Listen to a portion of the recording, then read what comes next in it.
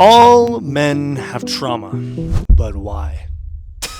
This entire video idea kind of came from me taking a break from YouTube over the past 3 weeks. And the reason why I took a break on YouTube was number one, because I had enough content scheduled out that I could. And number two, I was given an opportunity to build something, to create something with a team that I couldn't turn down, and it was kind of taking up a lot of my mental capacity. But with that, I did have a lot of space, a lot of time to just think, to do things. So I was watching Theo Vaughn and Bobby Lee, and I was watching all these different podcasts and enjoying it as you would. But I realized just how much trauma most men have. And I had kind of realized this because they were sharing these stories that were awfully personal. And honestly, you can't even tell if they're real because they're making fun of them so much. They're just laughing about it, teasing themselves, and just making an absolute joke out of their entire persona that suddenly I had just kind of realized, could this be cope? And it kind of got me down this rabbit hole. I started researching and watching all these videos and watching multiple different successful people in their careers. And I realized something. All men have trauma. I kind of just felt my heart fill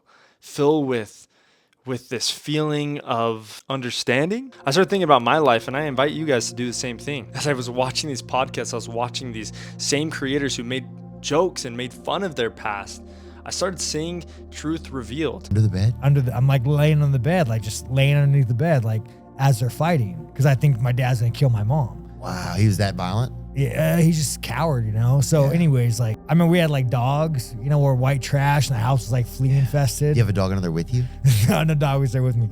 I consistently made it an effort to watch and study their actions, exactly how they were speaking about these past traumas. And again, more and more and more, I started to see things crack every single time. I saw a character shift. I remember laying in bed. I remember when I stopped believing in God, man. I had yeah, it's crazy, dude. I saw that they hid truth underneath these jokes, these pieces of humor.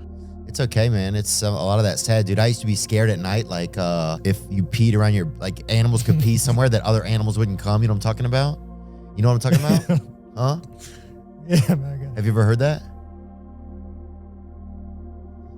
Yeah, I'm sorry, bud. Could this be all of us? So then I started researching and I looked it up. And if you look the same thing up, you'll find the same results. On average, women report having way more trauma than men, and for good reason. Everybody goes through really hard things in life. Everybody faces their own challenges. But then I stumbled across another thing. Is it possible that men aren't sharing these hard things that they go through? Is it possible that men just joke about these hardships, almost as a means to cope with that which they have not healed yet? Now, real quick, before this video goes any further, I just want to stop and tell you guys a little bit about how you can accomplish your dreams like never before. I've officially created an app over the past couple of months that is actually personally designed with an advanced technological AI. I don't know a lot about it. I'm not the AI guy, but it is perfectly catered to whatever your need is. Whether you're trying to overcome an addiction, trying to build a business, trying to stay consistent, or build self-belief, or strengthen your faith with your Father in heaven once again, this is the app. And it's very exciting for me because I've been using it here and there, and I've seen it change my life in so many ways, especially as I've tested it with different personas and different things to see if it actually will work. It's been really powerful. So go ahead and check it out.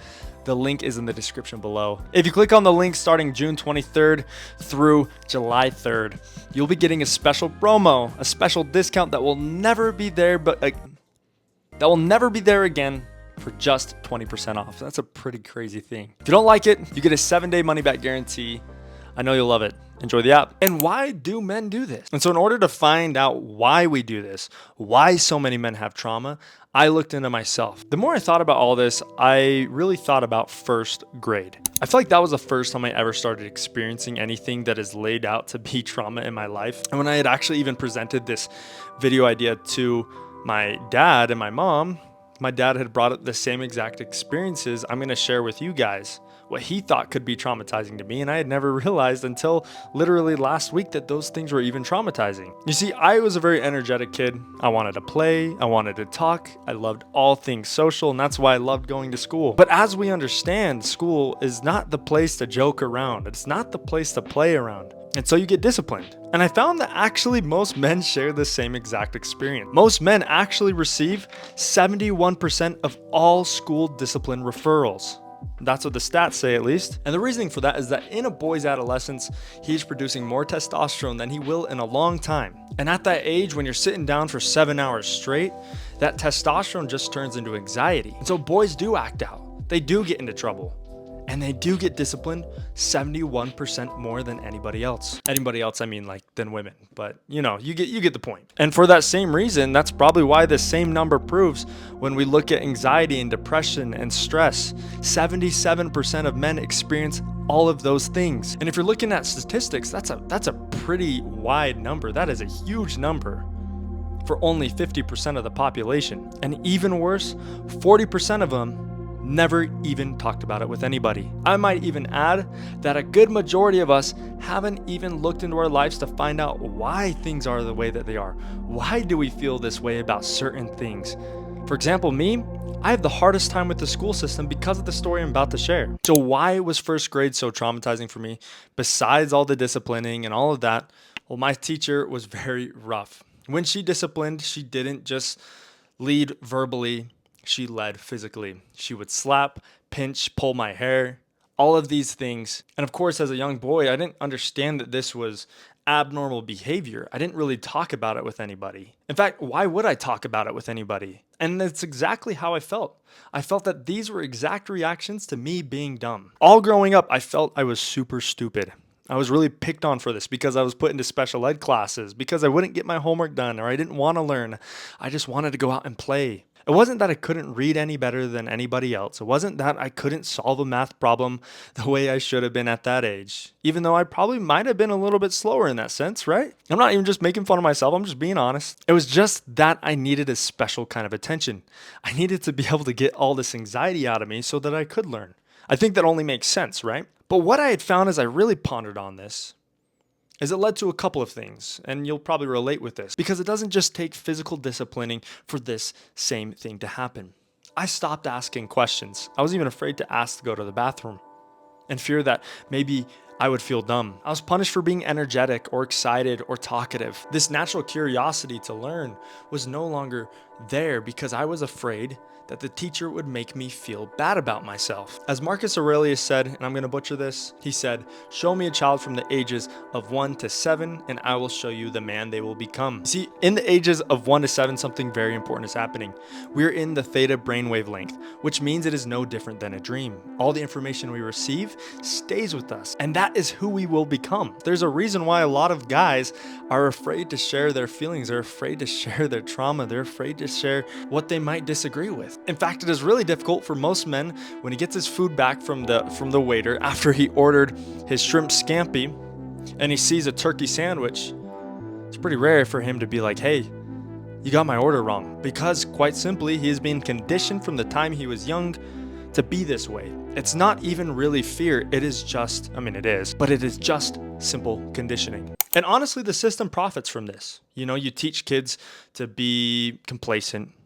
You teach them to comply to everything that they want you to, and it helps you to become a better employee. There's a reason why the majority of most successful entrepreneurs, business owners, and so on and so forth were terrible in school. Either they fought it so hard or hated school just enough to accomplish what they felt they needed to accomplish on their own. Those who did follow along with school, got the best grades, more often than not, became the best employees and never actually created anything. But that's what's so scary about this, is we as people, we as men are built to create. We are built to lead. We are built to prove something. As we're created in God's image, the ultimate creator, the ultimate author of life, we should be doing the same, bringing about things into existence, bringing about business, family, and influence in all things. Why is it that only 1% of us will ever make it that far? Other evidence shows that boys are suspended twice as often as girls for the same behavior. Or this same kind of point, boys punished more harshly than girls for identical behavior. And with so much conditioning, the anxiety, the stress, the depression, and the fear to even talk about those things or to face their trials, most men will grow up, become employees, work for the system, kiss up to their boss because that's how it works. It's not a business ladder, it's a social ladder. And that's exactly why every 13.5 minutes, a man will end his life because the system has programmed a man not to be a man, to not chase his primal desires, to not chase the life that God had prepared for him. Most men will live their entire life, work as employees. And I'm not saying that's a bad thing, because you can do something that you care about. You can be an employee for a company that you really care about and love and feel that it is your purpose deep down, right? But a lot of men do things that they don't like doing for the rest of their life. And they might not ever see the true potential God had laid out before them because they're too afraid to make a risk. Because when they did try to take risks, their teachers disciplined them, put them in timeout, so on and so forth. The education system conditions boys to be silent and compliant. And corporate culture rewards these same exact attributes, compliance over leadership. You see, from the beginning, men were never broken. It's just that there was a system placed in front of them to break them. But there is redemption. Just because the system told you how to live, how to act in the face of conflict or trial, just because the system rewarded you for being quiet and compliant, does not mean that's how you have to live. It doesn't mean you don't have permission to chase your dreams and do things that are really good. So first, you need to do this. Identify the lie. All men feel that being small will keep them safe.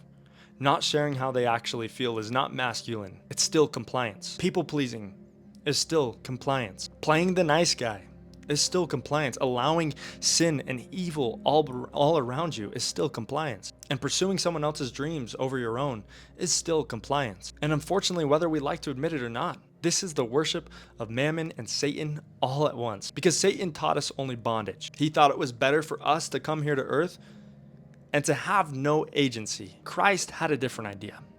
He said, give them agency, allow them to choose for themselves, and become true heroes of their own story. So identify, what was this system placed before you that keeps you from accomplishing your dreams? Was it a teacher? Was it a parent?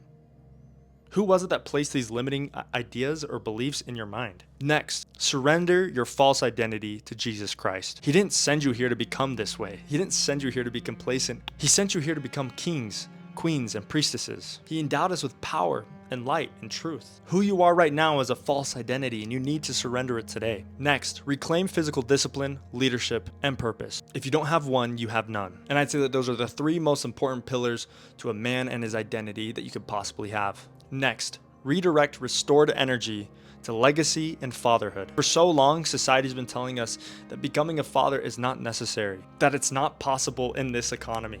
One of the biggest lies. Right now, I don't have a lot of money, and we're preparing her for our first child.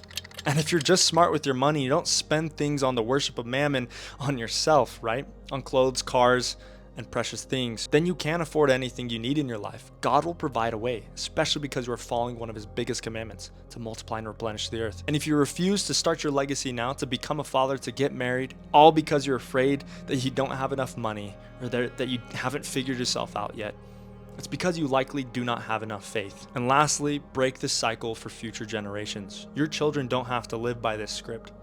You don't have to live by this script. And luckily for us, Jesus Christ restores and redeems all things.